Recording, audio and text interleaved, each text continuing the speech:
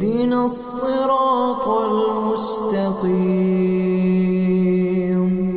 Hadis dhaif ya boleh digunakan dalam beberapa syarat, di antaranya dalam fadhail amal.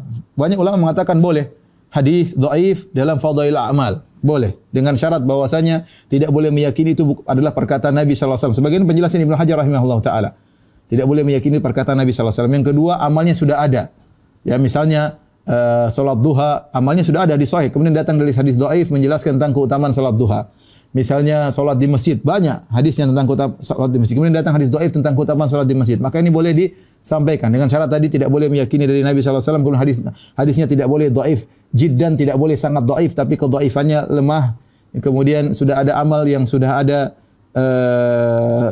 tinggal pahalanya saja yang dhaif, kemudian tidak boleh disebarkan karena orang-orang awam nanti menyangka ini adalah hadis Nabi sallallahu alaihi wasallam tanpa dijelaskan. Jadi kalau para ulama ingin menjelaskan tentang hadis dhaif, mereka mengatakan ruwiya, diriwayatkan. Ala sigat tamrid untuk menjelaskan bahwasanya ini hadisnya dhaif atau dikatakan untuk mengisyaratkan bahwasanya hadisnya dhaif. Adapun menjadikan hadis dhaif sebagai suatu amalan baru maka tidak boleh, tidak boleh. Apalagi hadisnya mungkar, apalagi hadisnya maudhu'. Ternyata hadis tersebut bukan cuma dijadikan sebagai amal baru, bahkan sebagai akidah baru. Seperti orang-orang meyakini adanya Nur Muhammad. Bahwasanya Allah sudah alam semesta diciptakan oleh Nur Muhammad. Nur Muhammad sudah ada sejak zaman Nabi Adam alaihissalam. Hadis-hadis palsu yang berkaitan dengan ini. Ya.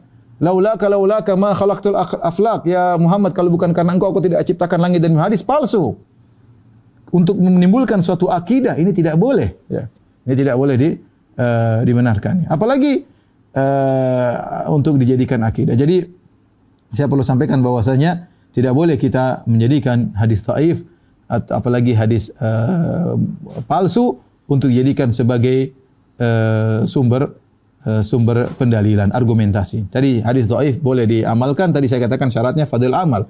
Terus ulama mengatakan juga, para ulama yatasahalun, bermudah-mudahan dalam hadis dhaif kalau berkaitan dengan sirah Nabi sallallahu alaihi wasallam. Sirah Nabi, kalau kita berdasarkan hadis-hadis yang sahih saja, maka ada rangkaian yang terputus, ada mata rantai yang terputus. Tapi bukan pada intinya. Maka ada hadis dhaif menjelaskan, ya tetapi dhaifnya tidak terlalu parah, menggabungkan dua mata rantai yang terputus, maka ini dibolehkan kata para ulama, ya.